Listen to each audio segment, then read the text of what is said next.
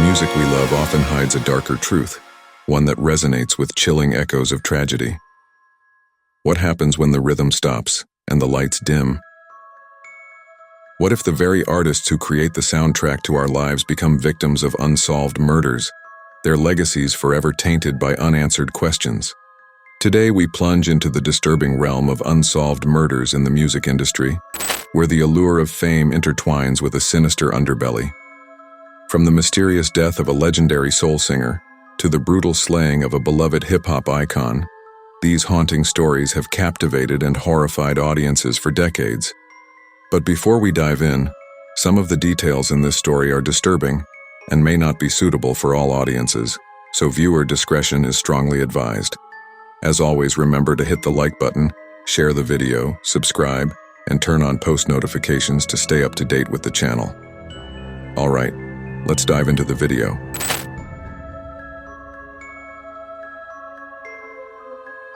Sam Cooke was not just a singer, he was a revolutionary force in music. Born on January 22, 1931 in Clarksdale, Mississippi, Sam Cooke rose to prominence in the 1950s, earning the title King of Soul for his smooth vocals and profound influence on the genre. His hits, including You Send Me, A Change Is Gonna Come, and Wonderful World, showcased his ability to blend gospel, pop, and rhythm and blues, paving the way for future artists. Sam was also a trailblazer in the industry, establishing his own record label and advocating for artists' rights, which made him a significant figure in both music and the civil rights movement. Tragedy struck on December 11, 1964, when Sam was shot and killed at the Hacienda Motel in Los Angeles at the age of 33. The events leading to his death remain shrouded in controversy. According to the motel's manager, Bertha Franklin, Sam had checked in earlier that evening with a woman named Elisa Boyer. As the night progressed, a disturbance erupted when Sam, in a state of distress, banged on Bertha's office door, demanding to know the whereabouts of Elisa. Bertha claimed that Sam forced his way into her office, wearing only a sports coat and one shoe. In a struggle for control, she alleged that Sam grabbed her, prompting her to retrieve a gun from her desk. In what she described as an act of self-defense, Bertha shot Sam in the chest. Eyewitnesses reported that Sam, bewildered and confused, uttered the words, "Lady, you shot me," before collapsing. Despite the immediate conclusion of justifiable homicide by the authorities, the circumstances surrounding Sam Cooke's death raised significant questions. The official narrative quickly unraveled under scrutiny. Conflicting accounts emerged, particularly regarding the events leading up to the shooting. Elisa, who claimed she had been assaulted by Sam, later faced accusations of being a prostitute working in cahoots with Bertha to rob him. Furthermore, discrepancies in the police investigation fueled conspiracy theories. For instance, Sam was shot with a .22 caliber pistol, yet Bertha's gun was a .32 caliber, and the bullet that killed him mysteriously disappeared. Adding to the intrigue, Sam's friend, the legendary boxer Muhammad Ali, suggested that if Sam had been a white artist, the investigation would have been far more thorough. Many theorists speculate that the LAPD's lack of interest in Sam's death stemmed from racial bias and the fact that he was a prominent figure in the civil rights movement. The investigation was cursory at best, with authorities seemingly eager to dismiss the case as a simple act of self-defense. Moreover, some believe that Sam's manager, Alan Klein, may have had ulterior motives in the wake of Sam's death, as he would gain control over Sam's lucrative music rights. The notion of a conspiracy involving powerful figures in the music industry adds another layer of complexity to an already tragic story. As we reflect on the life and untimely death of Sam Cooke, we are left with haunting questions. Was his death truly an unfortunate accident, or was there something more sinister at play? The truth remains elusive, buried beneath layers of speculation and unanswered questions. Sam Cooke's legacy endures, but the shadows of his tragic end continue to loom large, reminding us that even the brightest stars can fall into darkness. Tupac Amaru Shakur, known to the world as Tupac, was a towering figure in hip-hop whose influence transcended music and spoke to the struggles of marginalized communities. Born on June 16, 1971, in East Harlem, New York. Tupac's early life was marked by instability, but he found solace in the arts. His career took off in the early 1990s, and he quickly became known for his powerful lyrics that addressed social issues, poverty, and systemic racism. Tupac's music was raw and unapologetic, reflecting the harsh realities of life for many African Americans. His albums, such as Me Against the World and the iconic All Eyes on Me, solidified his status as a cultural icon. However, his life was equally controversial, marked by legal troubles, feuds, and a tumultuous rivalry with fellow rapper, the notorious B.I.G. On September 7, 1996, Tupac attended a boxing match featuring Mike Tyson at the MGM Grand in Las Vegas. After the fight, he was involved in an altercation with a rival gang member, Orlando Anderson, which escalated tensions between East Coast and West Coast hip-hop factions. Later that night, while riding in a car driven by the Death Row Records CEO Marion Hugh Knight Jr., Tupac was shot multiple times in a drive-by shooting on the Las Vegas Strip. The attack was swift and brutal. Witnesses reported hearing gunfire as a white Cadillac pulled up alongside their vehicle, unleashing a hail of bullets. Tupac was struck multiple times, and despite efforts to save him, he succumbed to his injuries 6 days later on September 13, 1996, at the age of 25. Tupac's murder remains one of the most infamous unsolved cases in music history. The investigation was plagued by inconsistencies and a lack of credible leads. Many theories have emerged, ranging from gang-related retaliation to conspiracy involving music industry insiders. Despite numerous investigations, no one has been convicted for Tupac's murder, leading to rampant speculation and conspiracy theories. The rivalry between Tupac and Biggie Smalls, which had escalated in the years leading up to their deaths, has led some to speculate that Tupac's murder was part of a larger conspiracy involving organized crime. In September 2023, Dwayne Davis, the uncle of Orlando Anderson, was arrested and charged as the ringleader of the group that carried out the shooting. However, the details surrounding Tupac's murder remain murky, with many questions still unanswered. Tupac's death sent shockwaves through the music community, leaving fans and fellow artists in mourning. His powerful voice for social change was silenced, but his legacy lives on. The impact of his music and message continues to resonate, inspiring countless artists and activists who seek to address the injustices he so passionately rapped about. As we dig into the life and tragic death of Tupac Shakur, we are left with lingering questions. Who truly orchestrated the attack that took his life? Why has justice remained elusive for so long? The answers may never come, but Tupac's spirit lives on.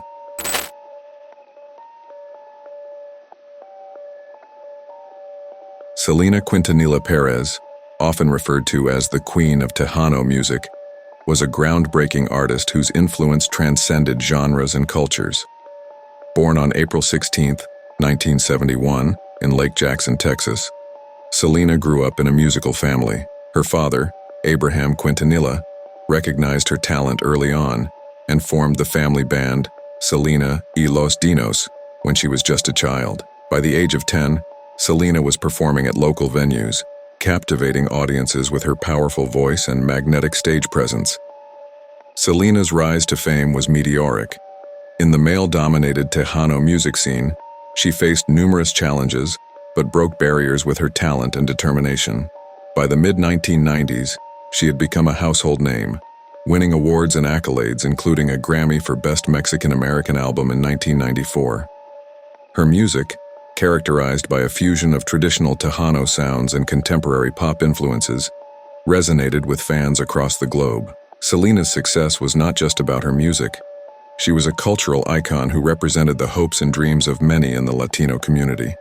Her ability to sing in both influences resonated with fans across the globe. Tragically, her life was cut short, leaving a void in the hearts of her admirers and loved ones. On March 31, 1995, Selena was shot and killed by Yolanda Saldivar, the president of her fan club and former manager of her boutiques. The day began with Selena confronting Yolanda about allegations of embezzlement and mismanagement of funds from her fan club. Despite their close relationship, Selena had grown suspicious of Yolanda's actions, and decided to meet her at a motel to discuss the issues privately. In a shocking turn of events during their meeting, Yolanda pulled a gun on Selena, claiming she was afraid of losing her. In the ensuing struggle, Yolanda shot Selena in the back, fatally wounding her. Selena managed to escape the motel and ran to a nearby lobby, crying for help. Tragically, she collapsed before aid could arrive. She was just 23 years old. The news of Selena's murder sent shockwaves through the music community and her devoted fan base. Memorials sprang up in her honor, and her legacy was solidified as one of the most beloved figures in Latin music history. While Yolanda Saldívar was apprehended and later convicted of murder, serving a life sentence with the possibility of parole, the aftermath of Selena's death left many lingering questions and profound grief. The impact of her murder extended far beyond the immediate tragedy. It represented a significant loss for the Latino community and the music industry as a whole. Admirers and loved ones continue to grapple with the pain of her untimely demise. Selena's music surged in popularity posthumously, with her album Dreaming of You debuting at #1 on the Billboard 200, making her the first Latin artist to achieve this feat. Yet the question remains, what could have been? Her potential was limitless, and her aspirations to expand her influence into English-language music and fashion were tragically cut short. Selena's legacy lives on through her music and the countless artists she inspired. However, her death serves as a painful reminder of the fragility of life and the darkness that can lurk behind the scenes of fame. The annual Fiesta de la Flor Festival in Corpus Christi, Texas, celebrates her life and contributions to music, drawing thousands of fans who continue to honor her memory. Considering the tragic case of Selena Quintanilla, one cannot help but feel a profound sense of loss. Her vibrant spirit and groundbreaking achievements in the music industry will forever resonate, but the haunting reality of her murder continues to cast a shadow over her legacy. The world lost a brilliant artist that day, and the question of what if lingers in the hearts of those who cherished her. Jimmy Hoffa, an iconic figure in American labor history, was the president of the International Brotherhood of Teamsters, IBT, from 1957 until 1971. His influence extended beyond labor unions into the realm of organized crime, establishing connections with notorious mob figures. Jimmy was known for his aggressive tactics in union negotiations and his ability to navigate the complex relationships between labor and organized crime. Jimmy's ties to the music industry were not as direct as those of musicians, but they were intricately woven through the fabric of organized crime, which often had a significant influence on entertainment. The Teamsters were known to control various aspects of the music industry, including venues and transportation, making Jimmy a key player behind the scenes. His relationship with mobsters like Anthony Tony Jack Giacalone and Anthony Tony Pro Provenzano created a dangerous intersection between labor, crime, and the entertainment world. On July 30th, 1975, Jimmy vanished without a trace from the Macca's Red Fox restaurant in Bloomfield Township, Michigan. He had arranged to meet with Tony Jack and Tony Pro, but when he arrived, they never showed up. Jimmy called his wife around 2:15 p.m., expressing frustration that no one had arrived for their meeting. That was the last time anyone heard from Jimmy Hoffa. His green Pontiac Granville was found abandoned in the restaurant parking lot, but Jimmy himself was nowhere to be found. The circumstances surrounding his disappearance were shrouded in mystery, leading many to speculate that he had fallen victim to a mob hit. The FBI launched an extensive investigation, but despite the efforts of more than 200 agents over the years, Jimmy's fate remained uncertain. He was declared legally dead in 1982, but the questions surrounding his disappearance continued to haunt investigators and the public alike. Jimmy's disappearance has spawned countless theories, many of which link his fate to the organized crime figures he associated with. Some believe he was murdered because he was attempting to reclaim power within the Teamsters, a move that threatened the interests of those in the mob. Numerous theories have emerged over the decades, ranging from the plausible to the bizarre. Some speculate that Jimmy was killed and his body disposed of in a landfill, while others suggest he was buried under Giant Stadium in New Jersey. There are even wild claims that he was ground up and disposed of in a swamp. One of the most enduring theories involves his ties to the Chicago outfit, which had a vested interest in Jimmy's activities. Investigators have long believed that mob figures orchestrated his disappearance to eliminate him as a threat. The connections between Jimmy, the Teamsters, and organized crime create a dark tapestry of intrigue that continues to captivate true crime enthusiasts. The legacy of Jimmy Hoffa's disappearance extends beyond the mystery itself. It serves as a chilling reminder of the dark side of fame and power. Jimmy was once one of the most powerful men in America, yet he vanished without a trace, leaving behind a legacy filled with unanswered questions. As we delve deeper into the world of organized crime and its connection to the music industry, we are left pondering the lengths to which individuals will go to protect their interests. Jimmy's story is not just about a missing man. It's about the dangerous intersections of power, loyalty, and betrayal that define the darker side of fame. Despite extensive investigations and numerous theories, the truth about what happened to Jimmy Hoffa may remain buried forever, a haunting mystery that continues to intrigue and terrify. Before we continue on, please take a second to hit the like button and subscribe to the channel if you haven't already. Okay, now back to the video.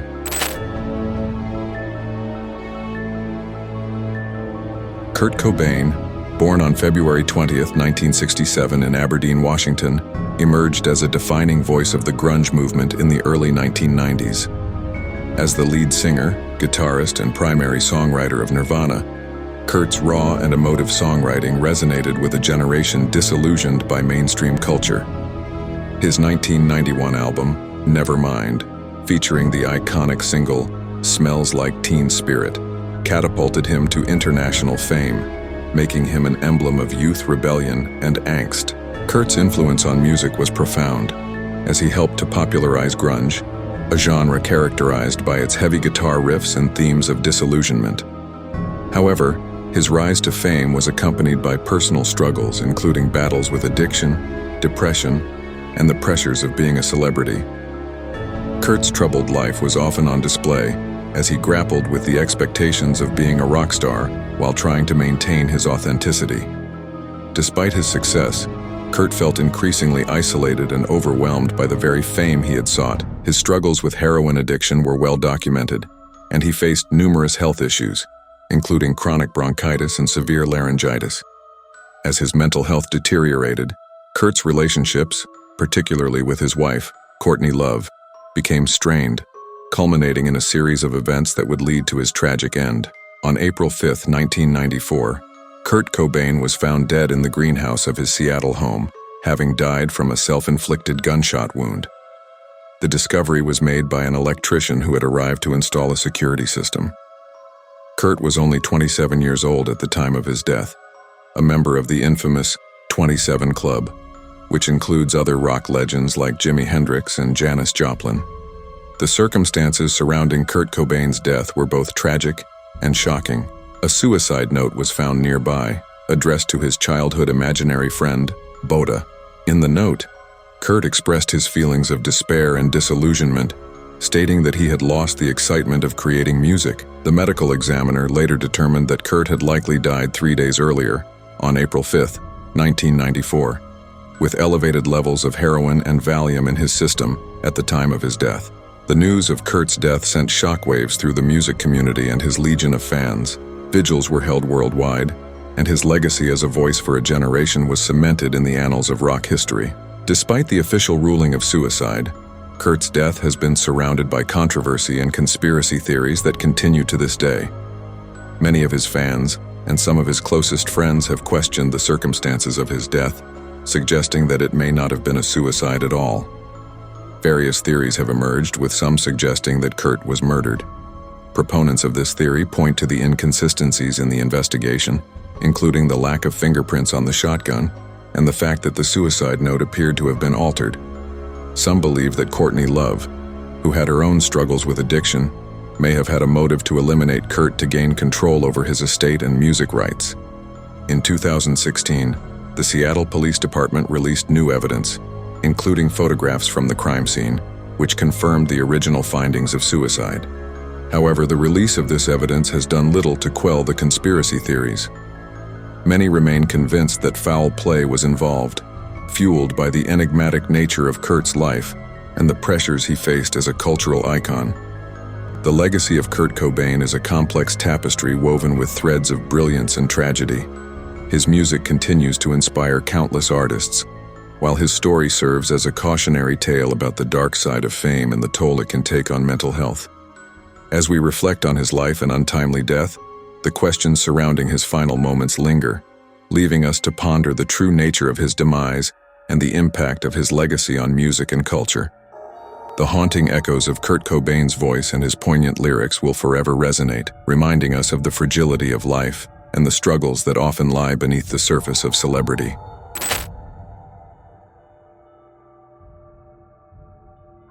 Elizabeth Short, infamously known as the Black Dahlia, was a 22-year-old aspiring actress who had moved to Los Angeles in hopes of making it big in Hollywood. Born in Boston in 1924, Elizabeth spent her early years in New England before relocating to California in 1946. While she had no known acting credits, Short was a fixture in the local nightclub scene, mingling with musicians, actors, and other hopefuls who shared her dreams of fame and fortune. Elizabeth's striking appearance, with her jet black hair and penchant for wearing dark clothing, earned her the moniker Black Dahlia, a nod to the 1946 film noir, The Blue Dahlia. Elizabeth's tragic story would soon become intertwined with the dark underbelly of the entertainment world. On January 15, 1947, Elizabeth's mutilated body was discovered in a vacant lot in the Leimert Park neighborhood of Los Angeles. The gruesome scene was discovered by a local housewife, Betty Bersinger, who initially mistook the body for a discarded mannequin. Elizabeth's body had been severed at the waist, and her face was slashed from the corners of her mouth to her ears, creating a grotesque Glasgow smile. Numerous cuts and bruises covered her body, and sections of her skin had been removed. The autopsy revealed that Elizabeth had died from blows to the face and subsequent blood loss. Her body had been thoroughly cleaned, and all traces of blood had been removed from the crime scene. The killer had posed Elizabeth's body in a bizarre, almost mannequin-like position, adding to the eerie nature of the crime. The murder of the Black Dahlia quickly became one of the most infamous unsolved cases in American history. The LAPD received over 150 suspects, but none could be conclusively linked to the crime. Numerous theories have emerged over the decades, with some linking Elizabeth's murder to other notorious killers like the Cleveland torso murderer or the lipstick killer. One of the most intriguing theories involves a possible connection to the music industry. In 2017, author Pugh Eatwell published a book titled Black Dahlia, Red Rose, which explored the possibility that Elizabeth Short was murdered by a bellhop named Leslie Dillon, who had ties to a local nightclub owner named Mark Hansen. Pugh Eatwell suggests that Elizabeth was killed because she knew too much about a scheme to rob hotels, with Hansen and Dillon as the masterminds. Another theory, put forth by former LAPD detective Steve Hodel, alleges that Elizabeth Short's murder was committed by his own father, Dr. George Hodel, who was a known associate of Hansen. George claims that his father had the medical knowledge and connections to cover up the crime, but his theory remains controversial and unproven. The enduring mystery surrounding the Black Dahlia murder has captivated audiences for decades. Elizabeth's story has been the subject of numerous books, films, and television shows, each offering a new interpretation of the events and the possible culprits.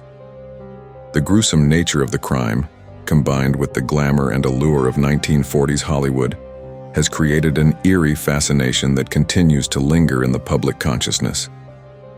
Despite the countless theories and investigations, the identity of the Black Dahlia's killer remains unknown. As we reflect on the tragic life and death of Elizabeth Short, we are left with the haunting question: who killed the Black Dahlia and why? If you have made it this far, thank you so much for watching. If you enjoyed this video and want to see more, then check out these videos on the screen now. If you have a topic suggestion, please send it to the email in the description. And as always, remember to like, comment, share the video, and subscribe to our channel. And remember, the only thing scarier than these stories is missing out on our next video.